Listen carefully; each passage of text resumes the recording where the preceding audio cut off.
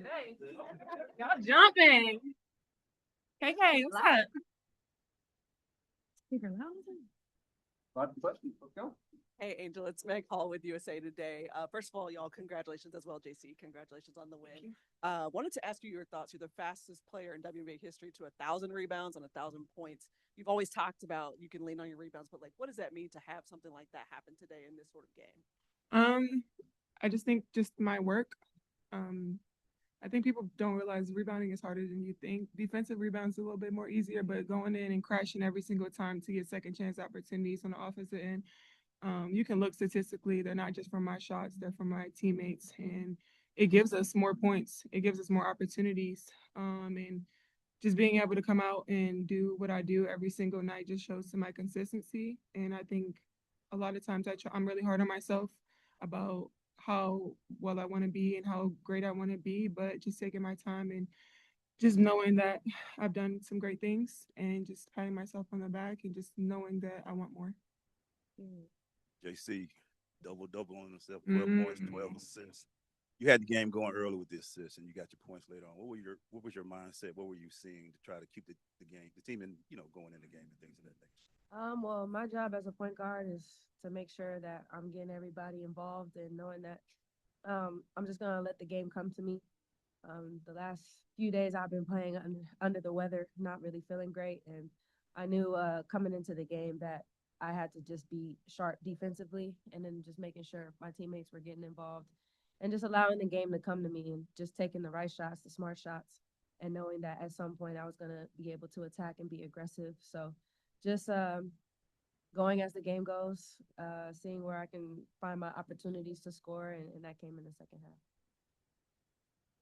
Hey, Angel, as we know, basketball is a game of runs. We saw late in the second half, you had that big block on Kelsey Mitchell. She went to the lane, had to stare down the little flex at the end. It felt like the pendulum didn't swing in the other way after that. Did you feel like that was a big momentum shifter for you all? I don't know. When the game is going on, everything's just a blur. You hear the crowd, obviously. But like I said, opportunities like that where I can get possessions. We talk about possessions and value in possessions a lot, and I think there was only 5 seconds left maybe on the shot clock. So just being able to get defensive stops, I think that's what got us out in that second half because we were so locked in on defense.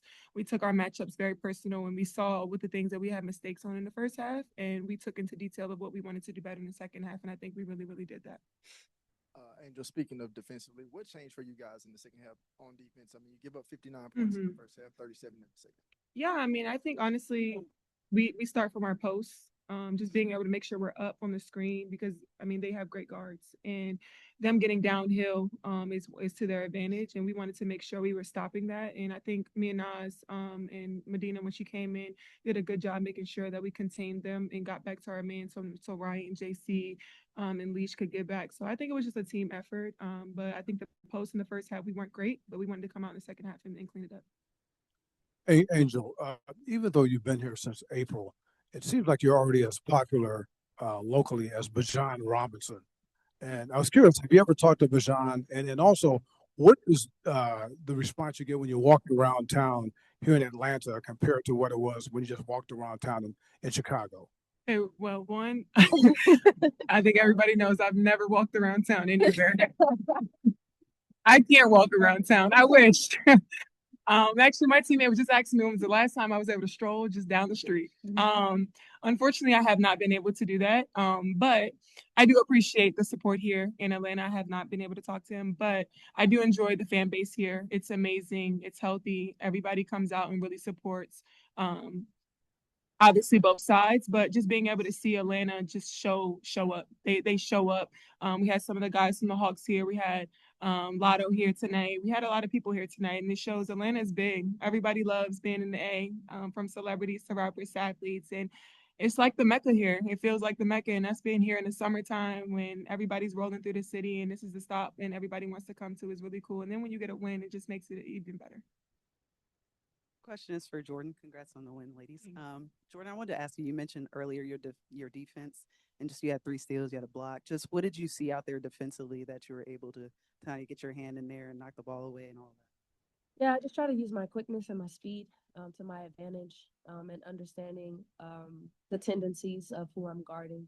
knowing that Clark wants to go right, knowing that Mitchell wants to go left, and just staying solid on defense and just pick and choosing my moments when I can either strike or find opportunities to steal the ball. So just trying to make sure I know whoever I'm guarding, I know their tendencies, and then using my speed and my quickness to my advantage. Hi, ladies. Hey, girl. Hey, congratulations to both of you. So this is the second game in a row where you guys dominated the points in the paint, 54-34. How has that really kind of powered your entire game and also helped your outside shot? Yeah. Karl really emphasized on the Thunder Twins, me and Nas, making sure inside that we dominate, making sure one is high and one is low. Obviously, first quarter, nobody was high. So Nas was able to knock her threes down and they leave Nas open a lot of times, which isn't very smart. And I think she dominated so much tonight. And then it came out in the second half and I was able to do it. So I think it just goes to what we pay attention to in film. And every single day we try to figure out ways to win. And I think Nas specifically really did a great job dominating inside and out. Her 3-point shot, she just continues to be better every single night. And I'm really happy for her. Hey, ladies. To add to that, you guys also had an advantage, 20-2 in fast break points. So, how much pride does the team take in being the more physical team? I think the biggest thing that we talk about, and especially the last few weeks, is pushing the pace and getting out in transition. I think when we're at our best is when we're in transition, and as you can see, like you said, 20 points, fast break points is just getting out, making sure we are getting stops, communicating, bringing that aggressiveness on the defensive end, and then when we get the rebound, just pushing it constantly. I think that's when we're at our best, and we know that. So how many times can we get in transition? How many times can we push in conversion? Even on made baskets, we can get it out and just go. And me having the responsibility of getting to the paint and seeing who's coming to me. If they stop me, then I can dish out for threes or dish to Angel. But that's something that we've emphasized is constantly pushing the pace in transition. Hey, ladies, congratulations on the win. 54 points in the paint tonight. Well, this afternoon, I should say. Just to follow up on that, JC, you talked about getting downhill, the importance of that, but just talk about the importance of establishing your dominance inside the paint as well. Yeah, I mean, I think for me, I knew Aaliyah was in foul trouble. So just trying to attack her as much as she can because she is very dominant. She's a very important piece for their team. When she subbed out, we kind of tried to take advantage of that inside from rebounds to post ups to making sure we get a nice hit and roll and emphasizing on that. So just paying attention to detail. And as the game goes, I think we were very strategic about how we wanted to do things and we maximized it every single time. Angel Rashad Milligan. It's Juneteenth weekend, and Period. obviously you're a large figure in Black culture and stuff like that. You've spoken about it before about what it means to inspire young Black girls and Black boys, Mm-hmm. but even your peers and your elders. I know Killer Mike. He said the city's proud of you the other day. What does that mean to you to just kind of represent that much for Black culture? Yeah, it means a lot. One first, happy Juneteenth to all of us. I think there's so many focal points and so many people that have allowed us to be in this position. I mean, Atlanta is historic, and I knew coming here how important the culture here was and me being able to kind of dive into it. I haven't been able to do as much as I wanted to yet, but I knew it was how important it is to show up for your people. I think when you see it, you can be it. And those young girls, those young boys out there, when they see a Black girl being able to run up and down the court and just have this life and have this experience, I think is really important. And representation is important for me to use my voice, for me to use my platform. I'll never stay silent on things that I know I believe in and I stand firm in. And hopefully the next little girl, the next little boy is inspired by that. And it's not easy. I wake up every day and just try to inspire the next person and be the best I can in the version that I can, because hopefully one day I'm able to impact someone else's life. Jordin, for you, just outside of this game, but throughout your career, how have you been able to kind of balance playmaking, but also being aggressive and getting your own? Yeah, I think it's just something that, I've learned in my experience over time being in this league, playing on different teams, having different roles, different teammates. And I think this season, knowing that I needed to be a little bit more aggressive offensively, but also knowing I have so many teammates that are scorers and can get buckets. So just trying to pick and choose my moments, watching a lot of film with Cam, who I work with a lot, of just seeing where can I find opportunities for myself and where can I find opportunities for my teammates. And, I love passing the ball. I love dishing to my teammates and watching them shine. So I think that's just my mindset of how I can find that balance. And that's experience just over time and playing with different teammates, having different roles, and seeing how I can improve both offensively and as well as into my teammates. So, Angel, piggybacking off of the previous question, the previous game you sung "Lift Every Voice and Sing." There's a video going around about that. It was this song. It was written by James Weldon Johnson, a graduate of Clark Atlanta University. Can you talk about the importance of that song and knowing that song? I think it was just one in the moment of where I was and how it felt and how it hit and the things that I've had experienced over the last couple of years. And they haven't always been great, but my ancestors walked so I could run. And I'll never forget that. Every day I wake up, I'm very grateful. And it's not supposed to be easy. But I am very, very grateful for this opportunity to be a Black woman is a privilege, and to be able to be in this space and be able to shine and use my voice is very important. And I haven't heard Lift Every Voice in a while. And being where I was, hearing the loud boos when I was in the arena, and then when I heard Lift Every Voice, it just made me feel like this is for the ones that walked for me. And then hearing it again tonight, obviously in Atlanta, they show up and show out. So yeah, it's bigger than me. It's for the ones that really walked so we could run. Jordin, you were here last year, of course. You know the history with these two teams and the way the Fever ended your season last year. Are all wins created equal, or does it feel a little extra special when you can kind of get a win over this team? Well, we're focused on this year. Obviously, it was disappointing last year, losing to Indiana. I mean, they're a great team, but we're focused on this year, and how we can improve and how we can get better. And I think every day, no matter who we're playing, we come out and we try to be the best Atlanta Dream team that we can be, regardless of whoever is on the other side. So that's just the mindset that we have day in and day out, and that's what we want to do moving forward is worrying about us and ways we can improve and getting better each day. Thank you, guys.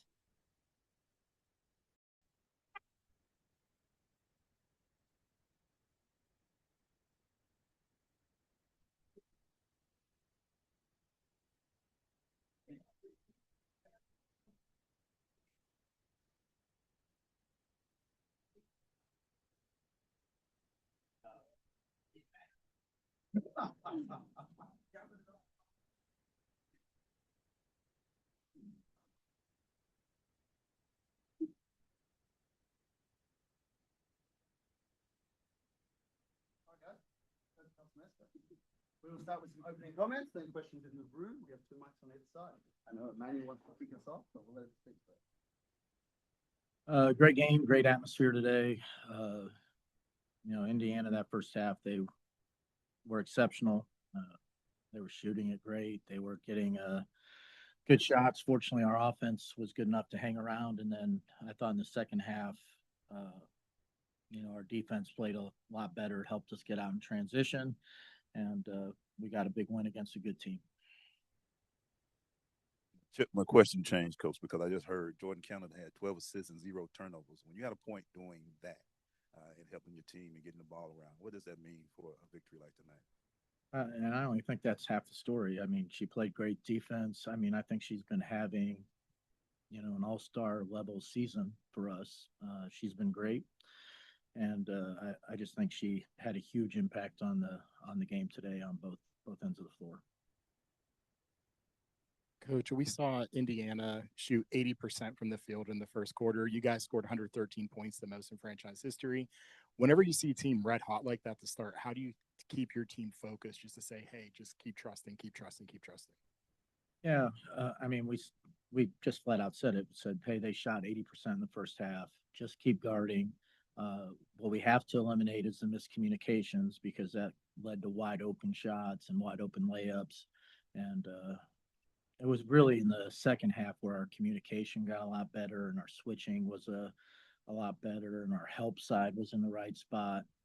Offensively, I thought we were good the whole game. I think we needed, the second half to get our defense organized. And Indiana's really well coached. Like, they took how we were guarding stuff last game and they immediately made adjustments and punished it, which forced us to have to reevaluate some things and make some adjustments at halftime. Coach, you guys had the advantage in the offensive glass, 12-4. How much do those extra possessions really kind of help you guys continue to take the lead and really just keep your hold on the game? Yeah, when a team is shooting that well, you better hope you're getting extra possessions or you're going to be way behind. We were just able to hang around and stay close enough in that first half, and where we felt we were still in a good spot at halftime. Everybody was in there like ready to come out in the second half and make some changes. And for us, we need to get extra possessions, and we did a good job with it. Hey, Coach, Meg Hall with USA Today. I wanted to ask. Did you say USA Today? I did. Okay. I did. The one and only. But I wanted to ask you about obviously the offensive production is the big story of the day, but how impressed were you with your team's defense and ability to kind of stay locked in and stay poised? I think you might have mentioned that pregame. Yeah, I mean when they're punishing our mistakes defensively and they're playing at that level. I mean, Indiana played offense at just an elite level that first half, just elite. And then for us to be able to just regroup at halftime, make some adjustments, and then you could see the difference on the floor. I thought that's a sign of maturity from our team. Like they weren't rattled. They understood we needed to do some things, and then they went out and executed it. And I just thought we made so many more defensive plays in the second half, got so many more deflections. It was just a great team defensive effort that second half. Coach, kind of piggybacking off of that, just in that fourth quarter, Ryan Howard's called for a fifth foul, and then on the other end, she gets that 3-point play. Just what do you see out of her composure in that possession? Well, I think it's been every press conference, right? This is a different Rye this year. Like she's always been great, but she has taken it to another level this year on both sides of the ball. And she down the stretch, she was huge for us yet again. Whether it's move it to an open person or knock down a big shot or make the defensive play, she's been doing it all season long, and she did it again today. Hey, Coach. Chris Harris, CBS News Atlanta. You guys have scored over 100 points the last 3 games. I think eclipsed the 100-point mark 4 out of the last 5 games. What would you say is behind the uptick in scoring? Well, we have really good offensive players. That combined with we're playing with a lot more pace. That was something we wanted to do from the very beginning, but I think it's starting to catch on exactly the pace we want to play at. And we're playing to each other's strengths. We know what each teammate knows what each other teammate is best at, and they keep playing to those strengths. And the offense has looked much better the last couple weeks. I wouldn't say that, because as soon as you say that, it's something like you can't get comfortable. Like our offense is really good right now because we're executing it with a certain pace and precision. As soon as it doesn't have either of those, then we're no longer clicking. And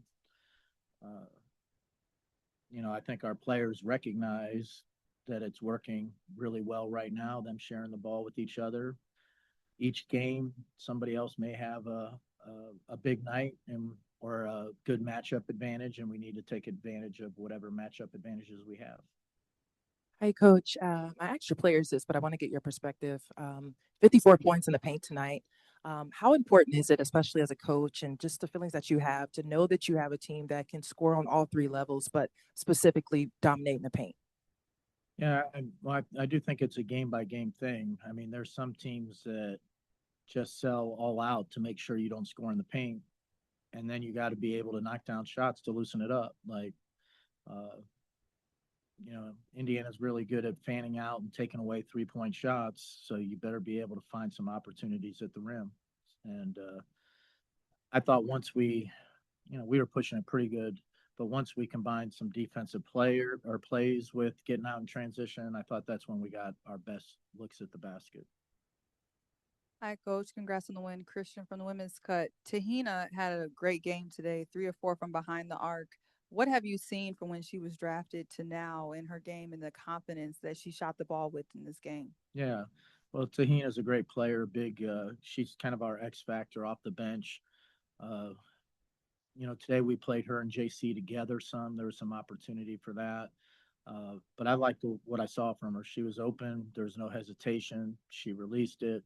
And, she's such a great shooter. She's one of the better shooters in the league. And it was great to see her knock a few down. I think that'll build her confidence going forward. Thanks for your time, everyone. See you Monday. USA gets locked out now. Okay.